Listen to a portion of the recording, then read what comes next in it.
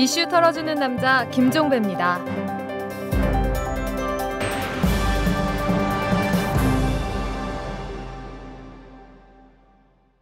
2월 5일 화요일에 보내드리는 이탈남입니다. 동반성장위원회가 오늘 16개 업종을 중소기업 적합업종으로 지정을 하면서 여기에 제과 제빵업을 포함시켰습니다. 동네 빵집과 도보 500m 이내에는 대기업은 물론 중견 프랜차이즈 업체의 신규 입점도 금지하기로 한 겁니다. 이에 대해서 파리바게뜨나 뚜레쥬르 등 프랜차이즈 업체는 현실적으로 지키기 어렵다면서 아주 강력하게 반발을 하고 있습니다.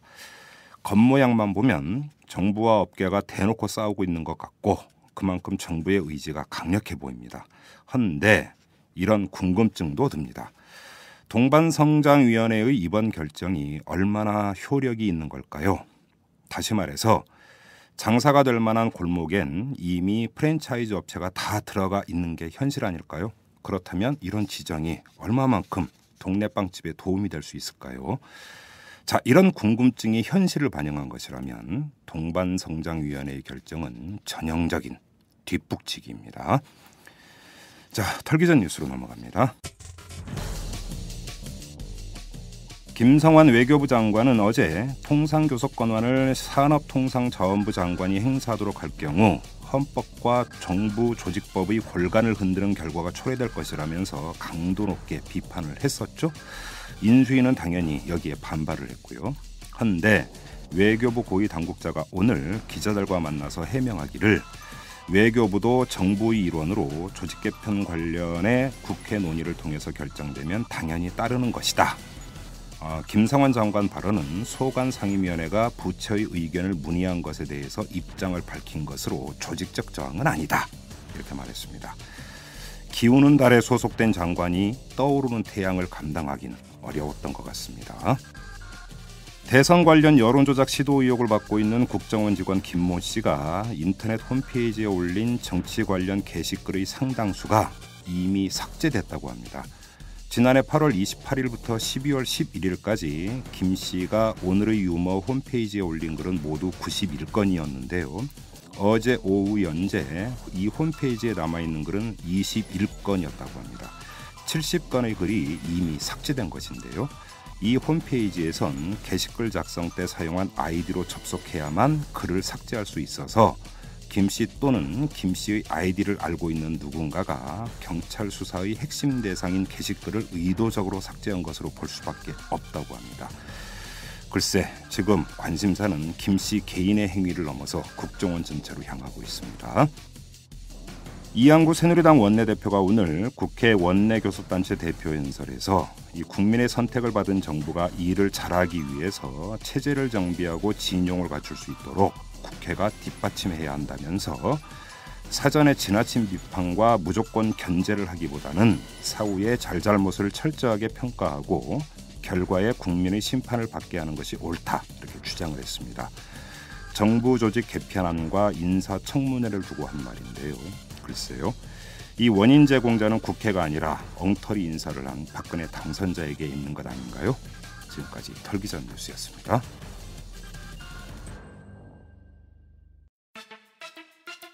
저희 이털남이 여럿이 함께와 손잡고 애청자 여러분에게 안경, 선글라스, 컨택트렌즈 할인권을 드립니다. 여럿이 함께와는 민주시민과 골목상권을 연결해서 99%가 행복해지는 사회를 만들기 위해 생겨난 회사입니다. 검색창에 여럿이 함께와 또는 주소창에 waaa.co.kr을 쳐보세요. 여럿이 함께와. 재벌과 모피아의 함정에서 탈출하라. 종횡무진 한국경제. 재벌 개혁에 앞장서온 김상조 교수.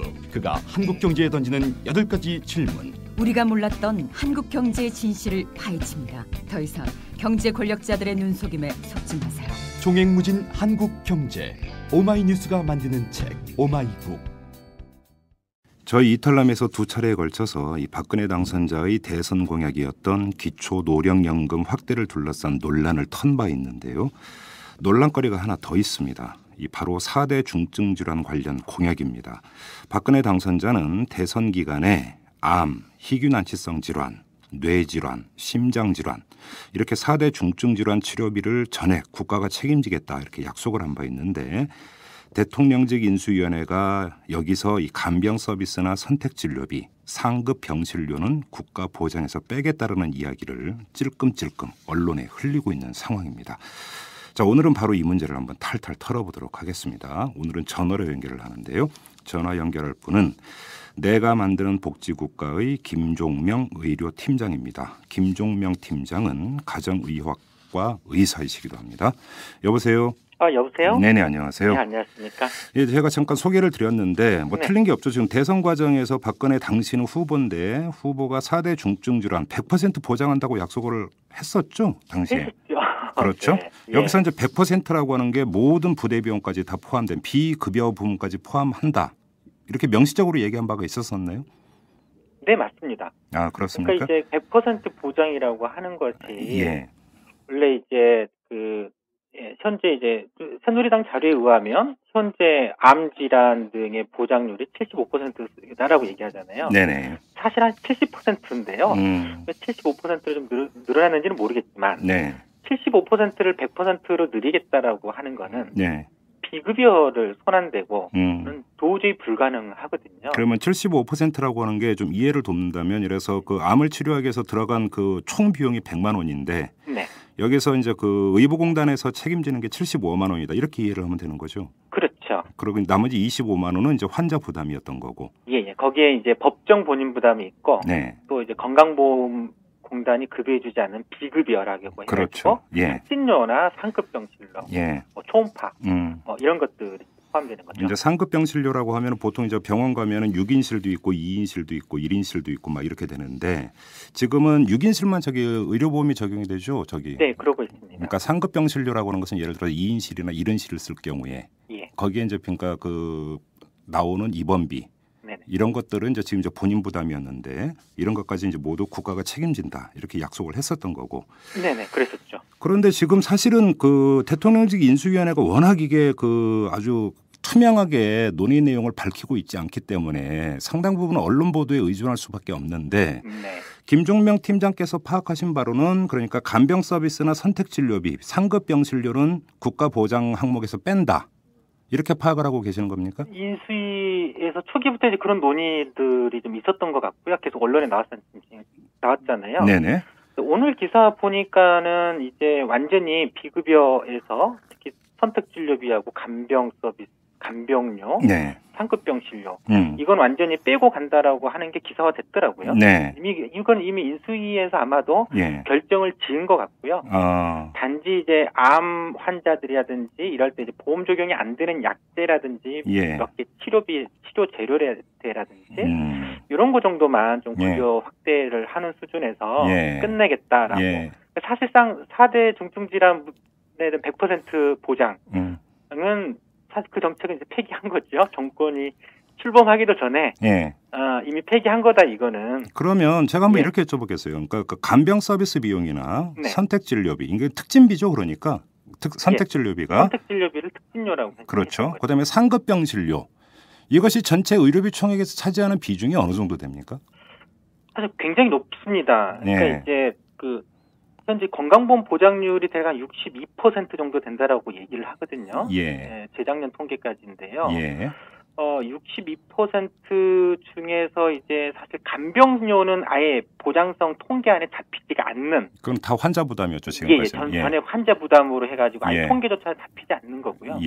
통계에 잡히는 것이 이제 예를 들어서 암 질환으로 따지면 건강보장률이 70%라고 했을 때. 법정 본인 부담은 얼마 안 됩니다. 한 8% 정도 되고요. 나머지 한 21%가 좀 넘는 게 이 비급여거든요. 이 문제는 이 비급여 중에서도 선택진료비하고 병실료가 차지하는 비중이 딱 절반입니다. 암 환자에서. 그래요? 그래서 암 보장을 얘기를 할 때 이 비급여, 특히 이제 뭐 간병료는 통계에 들어오지 않으니까 배제하더라도 선택진료, 그러니까 특진료하고 상급병실료를 손안대고는 요 90%는 죽었다 깨어나도 못 만들죠. 저도 뭐 병원에 입원한 경험이 있기 때문에 아는데 예. 상급병 진료라고 하는 게 본인 선택이 사실 아니거든요. 아니죠. 예, 뭐 나는 6인실 들어가고 싶은데 예. 침대 없다고 일단 2인실 들어가라. 대부분 이런 것 아닙니까? 그렇죠. 그러다가, 대부분 예. 2인실로 입원했다가 예. 대기 순번 받아가지고 6인실로 예. 옮겨서 퇴원하고 예. 이런 과정이거든요. 그러니까 재수 좋으면 그러니까 의보 적용되는 6인실 들어갈 수 있는 거고 네네. 재수 나쁘면 2인실 들어가서 생돈 내야 되는 거고. 네, 맞습니다. 결국 이런 거 아니겠어요? 예, 예. 그런데 한번 그러면 쉽게 이해를 돕기 위해서 이렇게 한번 여쭤볼게요. 간병 서비스는 아예 통계도 안 잡힌다니까 빼고 네. 선택진료비와 상급병 진료만 가지고 그러니까 현재 이거는 지금도 보장이 안 되는 거잖아요. 현행 안 체계에서도. 되고 있는 거죠. 예. 그러면 이거를 빼고 나면 국가가 요걸 뺀 의료비에서 국가 부담이 어느 정도 되는 겁니까? 현재 상황에서. 그 두 가지 합치면 네. 전체 보장에서요. 네. 거의 한 10% 가까이를 차지한다고 보시면 됩니다. 그러면 거의 그 국가 보장은 거의 90%는 이루어지고 있다는 얘기잖아요. 그렇죠. 그러니까 이걸 두 개를 빼면 예. 다른 모든 거를 다 보험 적용하고 예. 완벽하게 무상 의료를 한다라고 하더라도 예. 보장률 한 90% 겨우 이르는 거죠. 그러면 뭐 그 4대 중증 질환 뭐 저 100% 보장한다는 이야기가 아무 의미가 없는 거잖아요. 의미가 없는 겁니다. 그래서 사실은. 지금도 보장해주고 있는 거잖아요. 간단히 얘기를 하면. 예. 지금도 암 질환 같은 경우에는 비급여를 빼면 네. 실제 본인 부담이 한 5% 정도밖에 안 됩니다. 그래요? 희귀 난치성 질환자들도 예. 이제 한 10% 정도밖에 안 되거든요. 본인 부담이. 그러니까 그렇습니까? 급여되는 항목에서는 사실 비용 부담 거의 없어요. 예. 암 환자들은 현재도. 근데 문제는 암 질환으로 인해서 가계 파탄이 나는 이유는 네. 건강보험 급여 항목 때문에 나는 것이 아니고 비급여 항목인 예. 상급병 진료라든지 특징료라든지 예. 일정 수준 가다 보면 이제 보험 적용 안 되는 항암제 써야 되고 등등등 예. 이것 때문에 파탄에 이르게 되는 거거든요. 이 암 질환 같은 경우는 이제 장기 치료가 필요한 부분이니까 예. 며칠 입원하고 끝내는 게 아니잖아요. 그래서 이 비급여를 손대지 않고서 100%를 하겠다? 예. 사실 100%도 웃긴 거죠. 사실 100% 요구하지도 않아요. 할 필요도 없습니다. 실질적으로는. 왜요? 네? 왜요? 아니 왜냐면 예. 지금 타겟으로 목표로 삼고 있는 거는 다 예. 건강보험 본인 부담이 있다가 문제가 아니고요. 어느 나라나 크든 작든 있거든요. 네. 사실은. 네. 근데 문제는 의료비로 인해서 지금 가계 파탄의 위험이 굉장히 크다라는 거예요. 중산층조차도 가족 내 중증 질환자 한 명이 있으면 가계가 흔들리지 않습니까? 기둥뿌리 뽑힐 위험이 굉장히 심각한 상태라는 거죠. 그래서 저 같은 경우는 암보험 들어 있어요. 예. 대비해서. 아, 그러신가요? 예. 네. 그 얘기는 좀 이따가 할 수 있으면 예. 보험 얘기는 따로 좀 했으면 좋겠습니다. 예. 그래서 그러니까 100%를 하면 좋죠. 네. 영국 같은 경우는 100%지 않습니까? 네. 다른 스웨덴이나 이런 데는 이제 연간 병원비를 아무리 많이 내봐야 한 30-40만 원밖에 안 내요. 아, 그렇습니까? 총에? 예. 모든 비급여 다. 그날은 비급이라는 개념 자체가 없죠. 영국은 거의 의료 사회주의 아닙니까? 영국 같은 경우는 뭐 거의 그렇게 불리기도 하죠. 예. 시코라는 거를 보면 퇴원할 때 오히려 교통비 주고 병원에서 교통비 주잖아요. 아, 그렇습니까? 네. 예. 그럴 정도고. 예. 뭐 독일 같은 경우에도 사실 그 보장률이 굉장히 높고요. 물론 본인 부담이 있긴 있지만 연간 상한제로 개념으로 합니다. 그래서 자기 소득의 예를 들어서 연봉 기준으로 1% 이상의 본인 부담은 나오지 않게. 예를 들어서 자기 연봉이 5천만 원이다. 그러면 1%면 얼마입니까? 50만 원이잖아요. 예. 본인 부담이 50만 원 이상은 나오지 않도록 하는 장치를 두고 있는 거예요. 그럼 또 소득 수준에 따라 소득에 또 비례하네요. 그러면 그렇죠. 그러니까 이 소득에 비례하는 거죠. 예. 우리나라도 물론 있긴 있습니다. 연간 본인 부담 상한제라고 하는 것이 200만 원에서 400만 원은 작동되게 있는데 문제는 비급여 때문에 이게 아무 무용지물이라는 겁니다. 그래요.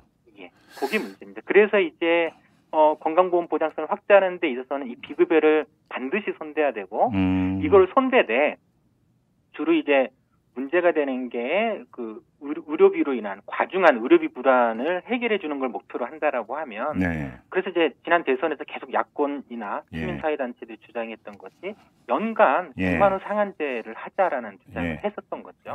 어떤 질환에 걸리든지. 문재인 후보의 공약이 그거였으니까. 예. 근데 여기서 잠깐 새길로 빠지겠습니다. 네. 좀 평소 궁금했던 거 좀 여쭤보겠는데요. 그 상급 병실료만 갖고 한번 여쭤볼게요. 그러니까 이거는 제가 볼 때는 의료보험공단에서 좀 이해가 안 되는 게 좀 아까도 말씀을 드렸다시피 현실을 파악하고 있을 거 아닙니까? 공단도. 네. 그러니까 환자가 나는 쾌적한 병실에서 있고 싶다라고 해서 1인실 쓰는 게 아니고 네. 침대가 없어서 6인실 못 가서 가는 경우 다 알 거 아닙니까? 예. 그런데 왜 비급여로 합니까? 이거를? 이게 애초부터 예. 비급여에서 특히 이게 큰 특진료하고 병실료 차액에 대해서는 예. 이게 이제 건강 보장을 계속 확대하면서 확대를 꾸준히 이제 90년대 이후에 해오지 않습니까? 네. 근데 이제 건보 수가 자체는 좀 굉장히 강력하게 수가 통제를 좀 해왔어요. 네. 초기부터. 네. 그래서 이제 보험 수가는 저수가라고 의사들이 계속 난리 피우잖아요. 네. 근데 문제는 이거에 대해서 근데 병원을 운영을 하려고 하면 수익이 있어야 되지 않습니까? 결국 병원 장사 때문입니까? 그렇죠. 이제 그거를 그래서 건강보험 수익으로는 안 되니까 예. 건강보험 입장에서 그래 비급여로 예. 특진료라든지 상급병실료를 마음대로 받아라. 예. 라고 풀어놔버린 거죠. 그러다 보니까 이제 큰 병원에서는 이제 다 1인실, 2인실 짓고 네. 해가지고 이제 고가로의 이제 입원료 받고 특진료 매기고 예. 이런 식으로 좀 하고 있는 거거든요. 그러면 예를 들어서 종합병원을 한번 기준으로 했을 때 네. 이런 게 없나요? 그러면 자 종합병원 같은 경우는 6인실이 몇 % 이상이 되어야 되고 네. 그러니까 2인실은 몇 %여야 되고 이런 규정이 없습니까? 지금 현재 제가 정확하게 데이터는 알고 있지 않은데요. 네. 6인실 기준으로 해서 아마 예. 60% 정도로 기준으로 하고 있는 걸로 알고 있습니다. 전체 병실 수에. 예, 예. 그 그러니까 규정은 사실은 거의 있군요. 예. 40% 정도를 예. 병원에서 자유롭게 1인실, 2인실 만들 수 있도록 해놓은 거라고 본다라고 하면 네.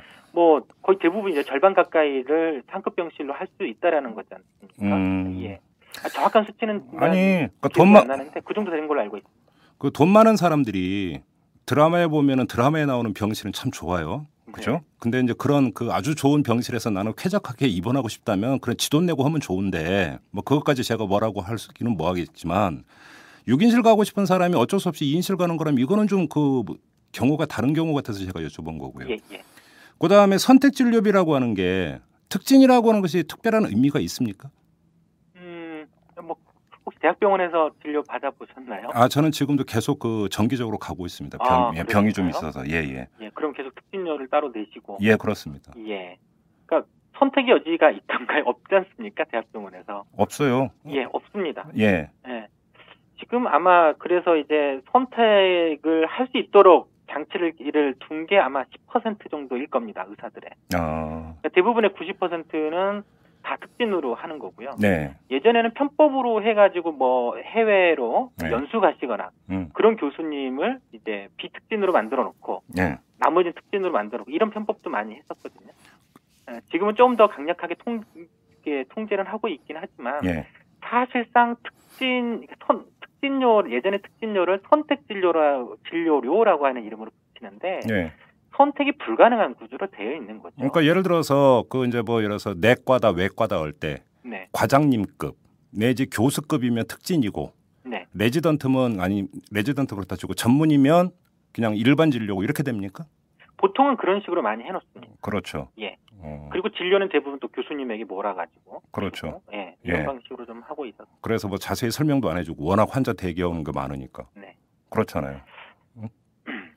알겠습니다. 그리고 또 하나 궁금한 게 있는데요. 이건 대선 때부터 제가 이제 4대 중증질환 하니까 궁금한 게 있었는데 어떤 병에 걸리면 합병증이라는 게 나오잖아요. 예. 그러니까 당뇨병에 걸리면 예를 들어서 이제 시력 이상으로 올 수도 있는 거고 네. 그러면 예를 들어서 암질환이다, 심장질환이다고 했을 경우에 이것이 나중에 합병 증세가 온다면 그것까지도 이 4대 중증질환에 다 포함이 되는 겁니까? 어떻게 되는 겁니까? 뭐 포함이 되는데요. 예. 그러니까 암 같은 경우는 단순합니다. 좀 간단합니다. 그러니까 암 같은 경우에는 예를 들어서 그냥 암으로 진단받으면 네. 암과 관련된 거에 대해서는 혜택을 현재로 또 주고 있거든요. 네. 근데 문제는 이제 다른 심장 질환이나 뇌질환 같은 경우에는요. 네.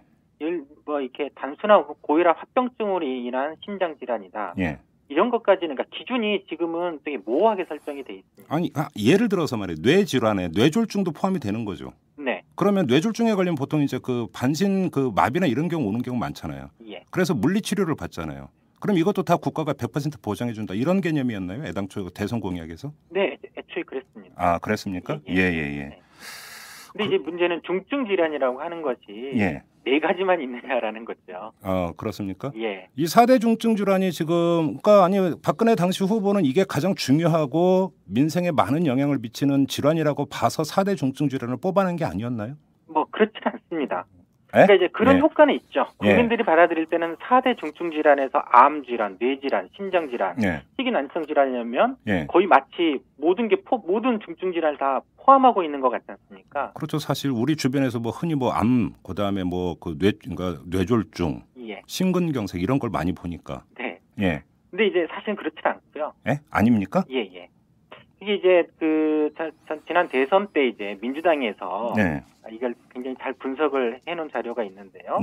그때 이제 고액 진료비 기준으로 진료비 기준으로 해서 본인 부담으로 500만 원 이상 나오는.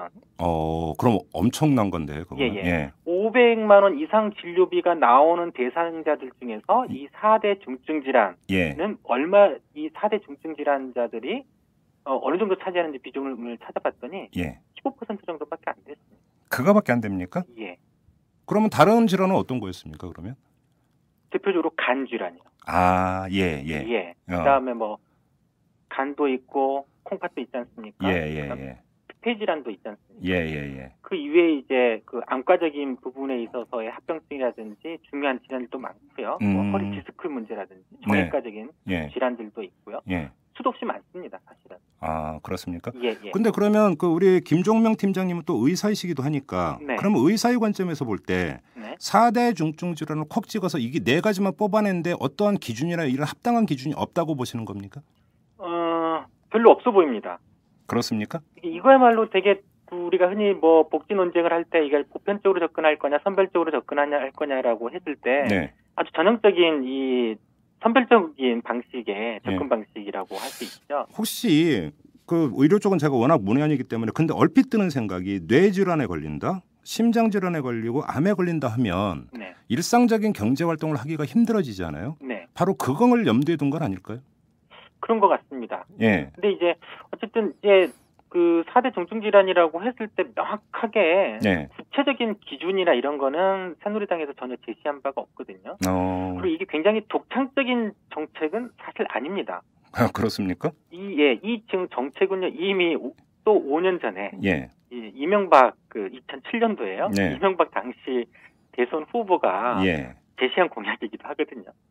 그랬나요? 예. 4대 중증 질환 국가가 보장한다라는 게? 네네. 그때 이제 그때 당시 한나라당 정책 공약에 4대 질환이라는 표현을 쓰지 않았지만 암 중증 질환, 암과 중증 질환의 보장을 대폭 확대하겠다라는 내용이 들어 있었습니다. 근데 이명박 정부에서 5년 동안 별로 한 게 없거든요. 이걸 또 다시 이제 또 들고 나온 거예요. 4대 중증 질환이라고 한 표현으로 포장만 또 멋지게 해온 거죠. 내용물은 안 바뀌었고 포장만 바꾼 거네요. 그러니까 결국 내용물도 이제 뜯어보니 별거 없더라. 이거 뭐냐. 이거 좀 되게 황당하거든요. 저 역시도 사실은 박근혜 당선인이 워낙 복지를 강조하고 약속을 강조하지 않습니까? 그래서 100%는 아니더라도 90% 가까이는 만들겠지라고 생각을 했었는데 지금 보니까 이거 거의 폐기 수준이거든요. 자, 그럼 여기서 한번 일단 중간 정리를 한번 해보죠. 첫째, 박근혜 당선자가 질환자 가운데 4대 중증 질환자에만 콕 찍어서 이 네 부류만 국가가 100% 보장하겠다라고 하는 것도 그냥 임의적인 선택이고 어떤 합당한 사유가 없다. 그리고 고액 진료비를 부담하는 환자들의 케이스를 분석해 본 결과 이 4대 중증 질환자는 15%에 불과했다. 이런 말씀이시고요. 하나는. 두 번째는 그냥 4대 중증 질환 100% 국가가 보장한다는 걸 인정한다 하더라도 실제로 비용이 많이 들어가는 간병 서비스나 선택 진료비나 상급병 진료를 빼면은 보장 효과는 거의 없다. 그렇죠. 환자 부담이 줄어드는 건 거의 없다. 이 말씀이시네요. 예, 그렇습니다. 그럼 왜 하나요, 이걸? 물론 이게 김종명 팀장께 여쭐 건 아닌데. 그렇잖아요. 이건 눈 가리고 아웅이라는 얘기밖에 안 되잖아요. 이러면. 아마 박근혜 공약 정책 약속에 대해 아마 실종 신고를 좀 해야 될 것 같습니다. 아무래도. 자, 그러면 왜 15%에 불과한 4대 중증 질환만 그럼 대상으로 했느냐는 여기서 논외로 하고요. 그럼 이제 4대 중증 질환으로 한번 한정해서 한번 얘기를 해보죠. 그러면 인수위원회가 여기서 실제로 비급여에서 거의 대부분을 차지하는 간병 서비스나 특진비나 상급 병실료를 뺀 건 재원 때문입니까? 그렇게 파악하십니까? 내부에서 정확하게 어떻게 논의를 했는지는 모르겠습니다만 네. 애초부터 재원 방안이 없었습니다. 아, 그랬나요? 예. 이게 이제 이 공약은 사실 4대 중증 질환 100% 무상 의료 정책은 사실 뭐 작년 대선 때 갑자기 나온 건 아니고 작년 총선 때도 계속 이 주장을 했었거든요. 네. 애초부터 재원에 대한 방안들은 없었고, 예. 이거 근데 보장성 확대하는 데면 재원이 얼마가 들어가냐 계속 요구를 했었는데, 예. 그때서야 작년에 한 1조 5천억 정도 들어간다, 예. 평균으로만 발표를 얘기를 했었거든요. 아, 1조 5천억이면 된다고 했습니까? 1조 5천억이면 된다라고 했었는데, 예. 문제는 작년에 그래서 정책 공약 자료집에서 재정 방안에서는 이 내용들이 없었어요. 아, 아예 그 재원 조달 방안이 없었습니까? 예. 1조 5천억이 소요된다라는 건데, 예. 이 1조 5천억을 어떻게 조달할 것인지에 대해서는 설명이 전혀 없는 거죠. 근데 1조 5천억으로 추계한 건 맞는 추계였습니까? 어떻게 보십니까? 틀린 거였습니다. 왜요? 계산을 해봐도 아주 간단하게 계산을 해봐도 이건 틀립니다. 4대 중증 질환에서 다른 거 3개는 빼고 암만 계산을 하더라도요. 지금 암 질환이 전체 우리 그 건강보험 급여에서 차지하는 비중이 대략 11% 정도 됩니다. 11%요? 11%. 예. 근데 작년도에 최종 통계가 나오진 않았습니다. 건강보험공단의 재정 지출이 대략 아마 한 40조가 조금 안 되는 수준입니다. 아마 39조 정도 되지 않을까 싶습니다. 네네네. 즉 뭐냐면 건강보험 지출에서 총 한 40조 안 되는 거에서 암질환 지출이 한 11%면 대략 한 4조 정도 된다는 걸. 그러네요. 예. 그럼 계산을 해보면 근데 암질환의 보장률이 70%라는 겁니다. 그러면 70%인 게 4조니까 원래 이제 100%라고 한다라고 하면 대략 한 5조 7천억 정도가 됩니다. 암 하나만 그러면 1조 7천억이 더 필요하다는 얘기잖아요. 그렇죠. 그것만 1조 7천억이 더 필요하다라는 건데 뭐 4대 중증 질환 다 무상 의료 해가지고 1조 5천억이다. 이거는 계산이 그래서 계속 문제 제기를 했었던 거죠. 계산이 안 맞는 거 아니냐. 더더군다나 이제 중요한 간병 서비스나 이 얘기는 또 쏙 빠져 있는 있지 않았습니까? 그러면 그 의료계에서 4대 중증 질환을 100% 국가가 보장한다고 전제했을 경우에 추가로 들어가는 돈이 어느 정도라고 그럼 의료계에서는 추계를 했습니까? 의료계에서 따로 추계를 한 거는 아니고요. 저기 이제 이번에 보건사회연구원이라든지 몇 군데에서 이제 이건 추계를 어떻게 하느냐에 따라서 좀 달라지긴 하지만 적어도 한 2조 5천억 내외 정도는 들어갈 거다라고 아마 추계를 한 것 같고요. 추가 비용이. 보건사회연구에서는 이후에 이제 의료비 증가폭까지 다 감안을 했을 때는 4대 중증 질환 거기에 간병 서비스까지 완전히 포함해가지고 할 경우에 대략 연간 5조가 조금 더 들어갈 거다. 간병까지 포함하면 5조가 더 들어간다. 100%에 100% 도달하는데 그 정도 추계를 한 걸로 알고 있습니다. 아니 그 저기 4대 중증 질환 100% 보장하는데 새누리당에서는 1조 5천억이면 된다고 한 거잖아요. 이거 5조. 엄청난 차이가 있는 건데 무슨 계산법이 다른 겁니까? 왜 이렇게 차이가 크게 날 수가 있는 거죠? 계산을 어떻게 했는지 모르겠습니다. 그래요? 그래서 작년에 이거는 계속 문제 제기를 했던 거였는데 전혀 새누리당에서 답변이나 이런 거를 설명을 내오지 않았거든요. 그래요? 아무튼 지금 이제 가장 심각한 문제는 4대 중증 질환으로만 좁혀서 보더라도 비급여 항목인 간병 서비스나 선택 진료비나 상급 병실료를 빼면은 사실은 보장 확대라고 하는 것이 아무런 의미가 없다. 이것인 것 같은데 지금 근데 우리 김종명 팀장께서 말씀하신 것은 언론 보도에 기초해서 말씀을 하신 거잖아요. 근데 한번 여기서는 좀 지푸라기라도 좀 잡고 싶은 심정으로 한번 이렇게 반문을 펴고 싶은데 기초노령연금 문제를 가지고 인수위하고 새누리당 안에서 뭐 이제 삐걱대는 소리도 있었고 막 이러지 않았습니까? 그래서 대선 공약을 다 지킬 필요가 있느냐, 속도 조절하고 폭 조절해야 되는 것 아니냐 이런 이야기가 새누리당에서 나왔을 때 박근혜 당선자가 국민과의 약속은 꼭 지킨다고 공언을 하지 않았습니까? 이렇게 본다면 지금 언론 보도가 틀렸다 이렇게도 볼 수 있는 거 아닐까요? 뭐 그랬으면 좋겠습니다. 정말로 그러기를 기대를 지금 고대하고 있습니다. 그래요? 그런데 지금 계속 언론에 나오는 얘기들을 살펴보면 사실인 것 같습니다. 그리고 뺀다.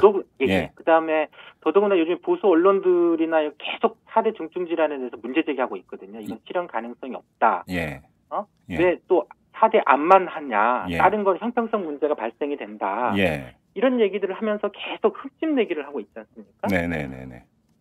중요한 건 이런 거에 이 공약에 대해서 검증을 하려고 하면 대선 전에 했어야죠.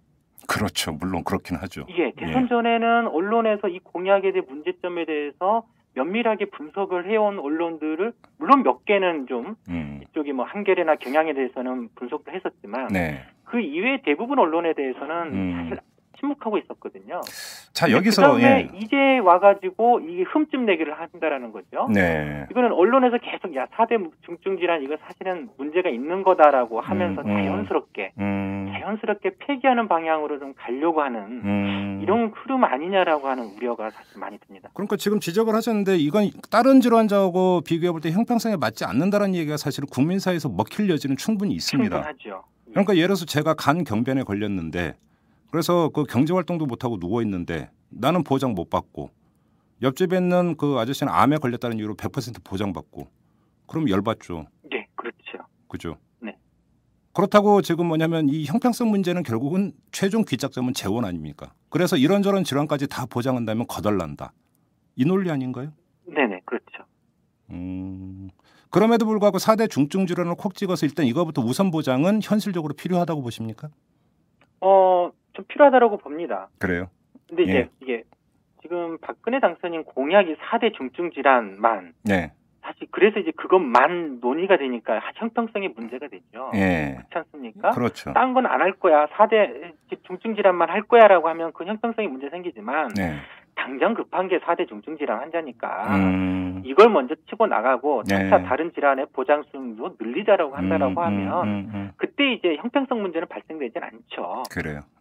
그때는 나머지 이제 지금 먼저 4대 암이 먼저 앞서 나가고 나머지는 조건에 따라서 뒤따라가고 라고 하면 되지 않습니까? 그래요. 먼저 치고 나가고 그 치고 나간 질환에 맞춰서 형평성을 맞춰서 다른 질환들의 보장률도 늘린다라고 하면 그때는 문제가 발생되진 않죠. 그래요. 알겠습니다. 그러면 좀 각도를 틀어서 한번 이 점을 여쭤보겠습니다. 지금 인수위 쪽에서 흘러나오는 이야기대로 4대 중증 질환에서 비급여 항목은 거의 그 보장을 하지 않는다고 전제를 하죠. 이래버리면 그 이후에 나타날 수 있는 양상은 뭡니까? 결국 또 민간 의료보험이나 요쪽만 영업을 도와주게 되는 건가요? 지금 아마 인수위 결의가 이제 3대 비급여를 배제하는 것이 확실하다라고 하면 가장 웃는 세력은 아마 민간 영리보험사들이지 않을까. 그러니까 저같이 암보험 든 사람 이런 사람들. 그렇죠. 그렇습니까? 네. 국민 입장에서는 건강보험의 보장이 낮아지고 민간 의료보험으로 해결하면 해결할수록 훨씬 나쁩니다. 손해죠. 비용이 많이 들어가니까 당연히 손해죠. 당연히 손해죠.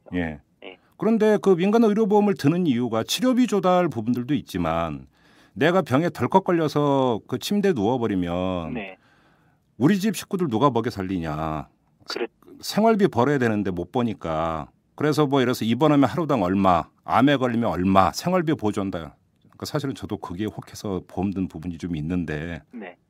그잖아요. 근데 한번 이런 가정도 바로 이것 때문에 한번 여쭤보는 건데 4대 중증 질환을 국가가 100% 보장을 한다 하더라도 그거는 치료비만 보장을 하는 거잖아요.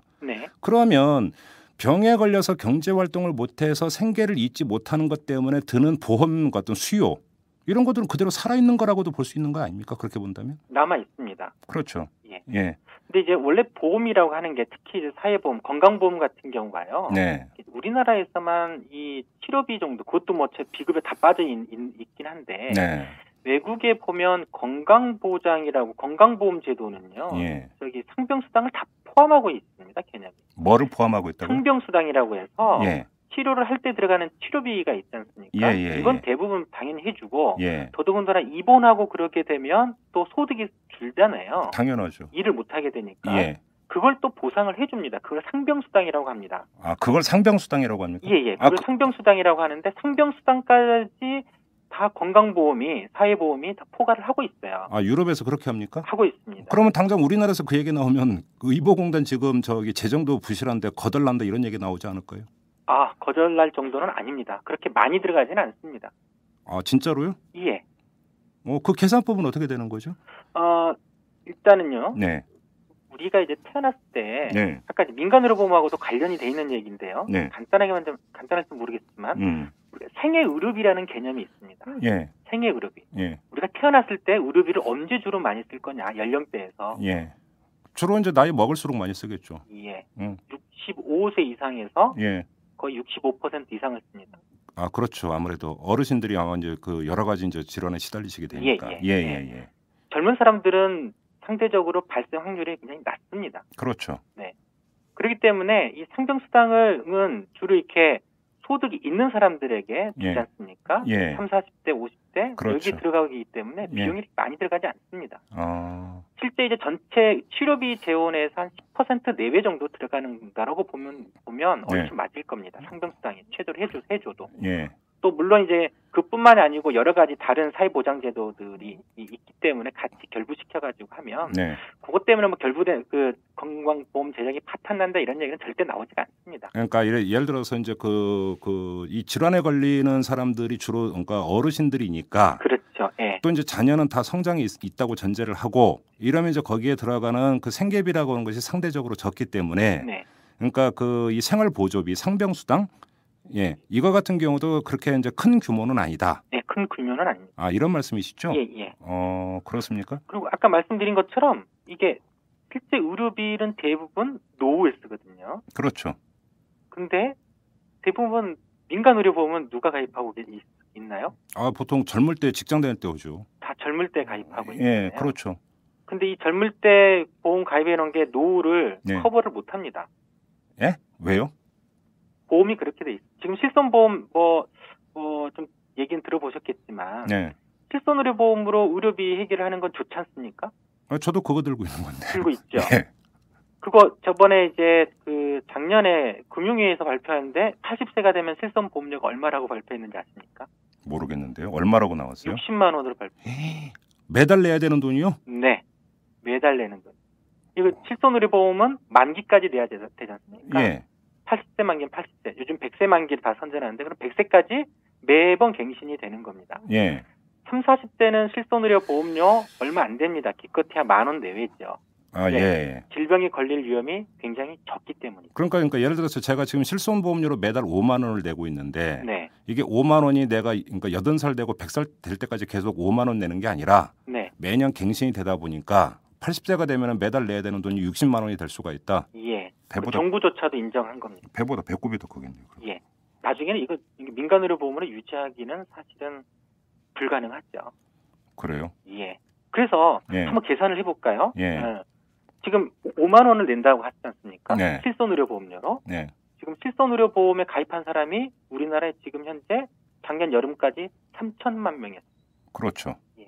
그럼 3천만 명이 금융위 자료에서도 매달 5만 원에서 7만 원을 낸다고 그랬거든요. 평균. 5만 원으로 잡더라도 5만 명, 3천만 명이 월 5만 원씩. 그럼 얼마입니까? 1년에 12개월 곱하면 3, 5, 15에 이게 어떻게 되는 겁니까? 15조입니까? 어떻게 18조입니다. 18조가 됩니까?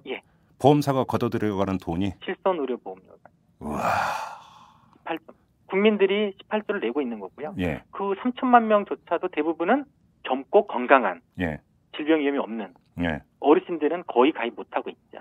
그럼 땅 짚고 헤엄치는 거네요. 보험사 입장에서는. 그렇죠. 그러니까 국민 입장에서는 보시면 세 가지 호주머니로 털리고 있습니다. 한 호주머니 털리는 거는 이거 털린다고 표현해야 되나요? 건강보험료를 내지 않습니까? 하나는. 두 번째 호주머니는 이게 민간의료보험료를 냅니다. 그렇죠. 그때 민간의료보험으로도 건강보험 다 커버를 못 해주니까 세 번째 호주머니에서는 본인 부담이 나갈 것 그대로 나갑니다. 민간의료보험이 비급여라든지 이런 거 커버 해줄 거라고 생각했지만 실제 의료비는 어디에서 발생됩니까? 비급여죠. 노후에서 발생합니다. 그렇죠. 노후에서 발생해요. 그렇죠. 근데 보험 가입한 사람은 노후 어르신들이 민간의료보험 거의 가입 못하고 있지 않습니까? 안 받아주죠. 젊은 사람들만 가입하고 있고 젊은 사람들만 세개 호주머니로 내고 있습니다. 가만히 있어봐. 실손보험 같은 경우 비급여는 거의 보장이 안 되나요? 해줍니다. 해주잖아요. 하지만 실손의료보험 가입한 사람은 다 젊은 사람들이라는 거죠. 그러니까 비급여 보장해준다고 해봤자 지급될 건 거의 없다. 실제 의료비가 파탄 나는 거는 우리 부모님 세대에서 나는 겁니다. 자, 그러면 이게 현실화될 가능성이 얼마나 있는지는 논외로 하고 제가 한번 가정을 한번 해볼게요. 네. 민간 의료보험에 그러니까 내가 매달 5만 원씩을 내고 있어요. 네. 그러면 그거를 민간 의료보험에 안 내고 네. 3천만 명이 그러면 5만 원을 그 의료보험료로 더 낸다라고 네. 만약에 가정을 하면 네. 그 모든 질환에 대한 치료비 전액 네. 여기에다가 상병수당 그 생계비까지 지원이 가능합니까 그러면? 하고 남습니다. 하고도 남습니까? 남습니다. 그래요? 예. 간단하게 계산 한번 해볼까요? 예. 아까 제가 지금 현재 실손의료보험료로 물론 네. 이제 이건 실손보험으로 실손특약보험료만은 아니지만 네. 어쨌든 5만 원씩 정도 낸다라고 했을 때 총 18조지 않습니까? 네. 이걸 국민들이 이거 다 건강보험료로 낼게요라고 한다라고 하면 예. 18조만 모이는 게 아닙니다. 건강보험료는. 그러면 건강보험료에서는 사업주 부담금이 있지 않습니까? 그렇죠. 그렇죠. 예. 그러니까 간단히 계산하면 예. 작년에 아마 최종 통계가 나오지 않았지만 대략 아마 40조 정도의 건강보험 지출이 있었을 겁니다. 네. 근데 이 40조가 40조 지출이 보장률이 한 62% 정도라고 된다라고 하면 네. 40조는 건강보험이 의료비로 병원에 주고 나머지 국민들이 환자들이 의료기관에 본인 부담으로 예. 기급이 포함해서 본인 부담으로 낸 거는 대략 한 25조 정도 될 겁니다. 예. 그렇죠? 예. 이론적으로 수학적으로 25조만 공보 재정으로 확충을 하게 되면 예. 거의 완벽히 무상의료가 가능하다라는 거죠. 그렇죠? 그러네요. 그러니까 저는 지금까지 얘기 들으면서 무상의료 할 때 참 꿈 같은 얘기하고 있다. 저는 그러니까 솔직히 그런 생각을 했었었는데 예. 그게 꼭 꿈만은 아니네요. 그러면? 네, 아닙니다. 예. 근데 다시 해부를 해보자고요. 앞에 40조의 건보 재정은 어떻게 내고 있습니까? 40조 중에서 국민들은 대략 한 22조를 내고 있습니다. 네. 나머지 18조는 사업주하고 국고 지원으로 되고 있는 거거든요. 그렇죠. 예. 그러니까 25조를 더 추가적으로 내더라도 네. 국민들이 25조 다 낼 필요가 없는 겁니다. 건강보험 구조에서는. 그렇죠? 이 중에서 절반만 내면 됩니다. 사실은. 그래요? 예. 그럼 국민 입장에서는 그냥 그 민간의료보험 가입 안 하고 그냥 보험료 조금 더 내면 만사 형통이네요? 맞습니다. 근데 왜 이게 설득이 안 될까요? 근데 이게 그럼 국민들한테? 상당히 많은 국민들이 이거를 알고 있습니다. 사실은. 알고 있습니까? 알고 있습니다. 그런데도 동의를 안 합니까? 동의합니다. 근데 그럼 왜 안 되는 거예요, 도대체? 정치권들이 제대로 나서질 못해서 그러는 거죠.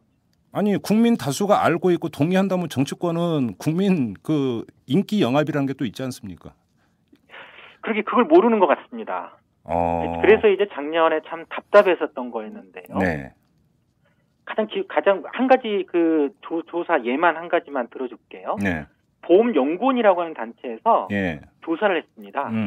보험연구원이라는 단체에서 이게 건강보험 하나로 운동이 이제 계속 활발하게 벌어지고 있으니까 네. 조사를 했는데 뭐라고 조사를 했냐면 건강보험료를 더 내더라도 예. 건강보험으로 의료비를 다 해결하는 게 좋으냐. 네. 두 번째 현행 이대로 가는 게 낫냐. 예. 세 번째 건강보험료 줄이고 아예 민간으로 보면 다 가는 게 낫냐라고 네. 했을 때 대략 한 45% 정도가 예. 건강보험료를 더 내더라도 이 건강보험 보장 확대해서 가는 게 좋겠다라고 대답을 했습니다. 예. 이거 굉장히 보험회사에 유리하게 질문을 던진 거거든요. 그런데도 45%가 나왔다? 예. 만일에 민간으로 보험을 하려면 민간으로 보험료는 훨씬 더 많이 내야 되거든요. 건강보험료보다. 그렇죠. 그런 얘기는 쏙 빼고 예. 건강보험의 보험료 인상이라고 하는 거에 대한 거부감이 줄 만한 용어를 썼는데도 불구하고 45%. 그 이외에 다른 조사를 해보면 대부분 60-70% 이상이 이런 부상에 대해서 찬성을 하고 있습니다. 그러면 이게 지금 박근혜 당선자의 4대 중증질환 보장해주는 만화의 문제도 물론 그건 다급한 문제고 화급은 그러니까 급한 문제니까 그것대로 간다 하더라도 근본적으로는 지금 이 의보 체계를 한번 전반적으로 한번 그 공론에 붙일 필요가 있는 거 아닙니까? 그러면 그렇습니다. 그죠? 예. 그래서 사실은요. 새누리당이나 이쪽에서 계속 그 재정 확대에 대해서 마치 이제 국민들에게 보험료 인상을 올리는 것이 마치 손해인 것처럼 하지만 전혀 반대고요. 혹시 그런데 정치권이 안 나선다고 좀 전에 말씀을 하셨잖아요. 그러면 그 이유는 만약에 이 방향으로 가면 민간 의료보험은 망하는 거잖아요. 간단히 얘기를 하면. 그러니까 민간 의료보험사의 로비나 그다음에 직장인이 그래서 나 의료보험 더 내겠다고 한다면 또 직장 부담금이 있잖아요. 네. 그러면 그 사업주 입장에서는 또 지출해야 되는 돈이 많아진다라는 또 부담이 생기잖아요. 이런 문제 때문에 안 되는 거 아닙니까 혹시? 예. 그런 전혀 다른 건강보험에 네. 전혀 다른 정치경제학이 작동되고 있는 거예요.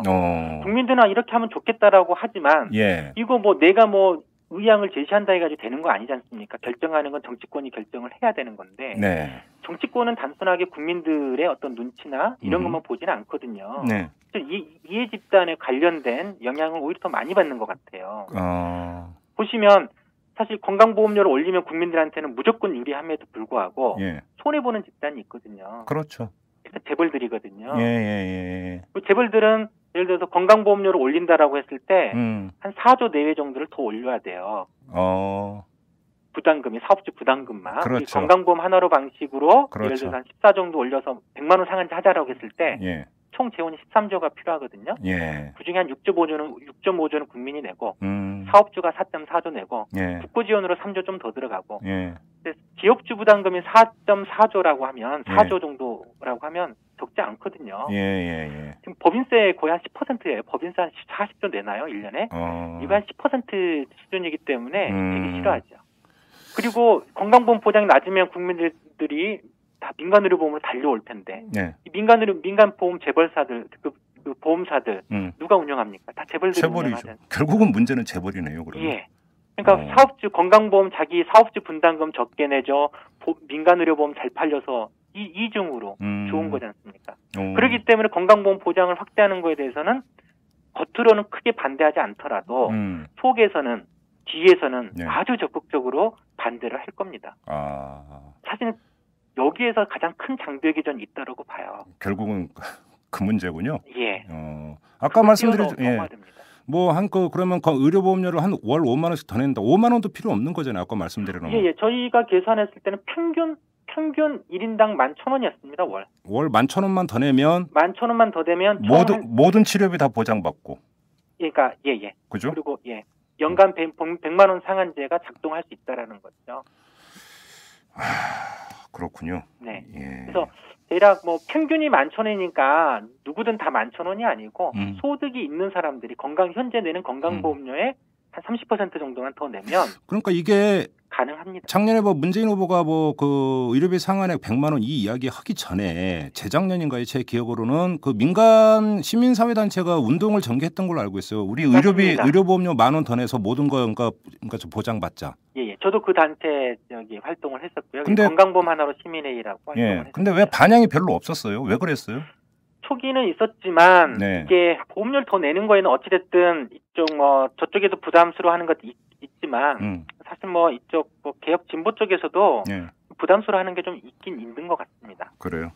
아니 근데 아까 말씀드린 국민이 보험료 조금만 더 내면 모든 치료비 그러니까 보장받고 나아가서 생계비 지원까지도 가능하다라고 하는 점을 알고 있고 통일을 하고 있다면 좀 안타까운데요. 그런데 이제 이런 정책을 예를 들면 민주당도 그렇게 다 받지는 않고 재원 마련에 대해서는 민주당도 통째로 받지는 않고 부분적으로 보험료 인상을 통해서 하겠다라고만 밝힌 거고요. 진보 쪽 정당에서도 마찬가지였고요. 작년 이제 대선에서는 진보 정의당만 보험료 인상을 받았죠. 보험료 인상으로 하는 게 국민들한테 유리하다. 보험료 인상으로 무상으로 하겠다라고 얘기를 했었고요. 결국은 내 주머니에서 이제 나가는 거는 되게 피부에 와닿는 문제다 보니까 정치권이 좀 그러니까 멀리 하려고 하는. 시민사회단체에서도 이 주장에 대해서 전면적으로 수용하고 있는 단체들은 사실은 많지는 않습니다. 그래요. 알겠습니다. 지금 이제 어떻게 인터뷰가 진행이 되다 보니까 의료 상담도 좀 받은 것 같은데 다시 이제 본류로 돌아가서 자 그러면 그러니까 지금 이제 가장 직접적인 관심사는 4대 중증 질환에서 100% 정말 보장이 되느냐 안 되느냐 이 문제 아니겠습니까? 근데 지금 이게 언제나 알 수 있는 겁니까? 그러면? 지금 인수위에서는 공식적으로 어떤 코멘트도 공식적인 이야기를 안 하고 있는 거 아니에요? 안 하고 있기 때문에 저도 굉장히 좀 답답한데요. 모르겠습니다. 나중에 인수위 최종 보고서를 봐야 알 수 있을지 모르겠지만 어쨌든 언론에서 인수위 내용들이 이런 내용으로 논의를 하고 있다라는 게 계속 나온다라는 거라고 하면 분명히 그렇게 논의는 하고 있는 거에 맞는 것 같습니다. 그러면 이게 예를 들어서 국회 차원에서 필터링 될 여지가 있습니까? 다시 말해서 이게 그 보장을 확대한다 만다 이 문제가 법률 개정을 요하는 사안입니까? 아닙니까? 아닙니다. 아닙니까? 그러면 결국은 새로 출범하는 박근혜 정부가 어떻게 마음 먹느냐에 따라 달려 있네요, 전적으로. 정부가 결정하면 얼마든지 할 수 있습니다. 뭐 국회는 어떻게 해볼 여지도 없는 거네요. 없습니다. 그러면. 예. 그러면 더 간단히 말씀드리면 박근혜 당선자 마음먹기 나름이네요. 그렇죠. 알겠습니다. 근데 5천만 국민을 그 상대로 내걸었던 약속이고 그것도 맨 앞자리에 걸렸던 약속 아니겠습니까? 그렇죠. 예. 근데 이거를 선거가 끝났다고 손바닥 뒤집지 과연 뒤집을 수 있을지 저희가 한번 그 두 눈 부릅뜨고 한번 좀 지켜볼 필요가 있을 것 같습니다. 네네. 알겠습니다. 자, 인터뷰는 여기서 마무리하도록 하겠습니다. 고맙습니다. 네, 고맙습니다. 네. 안녕하세요. 오마이뉴스 대표 오연호입니다. 오늘 방송 잘 들으셨나요? 오마이뉴스는 10만인 클럽 회원 여러분의 후원으로 이탈남을 제작하고 있습니다. 오마이TV의 대선 올레도 10만인 클럽 덕분이었습니다. 이탈남과 오마이TV 더 열심히 하겠습니다. 여러분이 제작자입니다. 월 10,000원에 참여 10만인 클럽 회원이 되어 주십시오. 오마이뉴스 첫 화면에서 직접 가입하시거나 02-733-5505 내선 274번으로 전화 주시면 담당 직원이 안내해드립니다. 지금 7,500명입니다.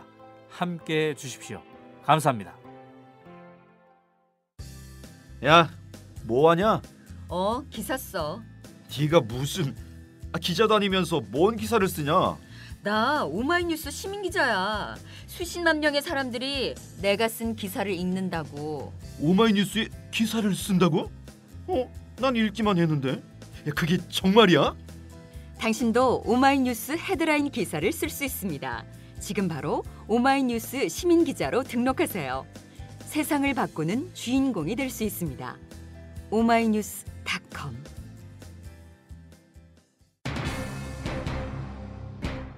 기초노령연금도 그렇고 4대 중증질환도 그렇고 우려하는 대로 이 생색내기에 그치는 것이라면 실효과는 그대로인데 포장만 바꾼 것이라면 이건 국민을 갖고 논 겁니다.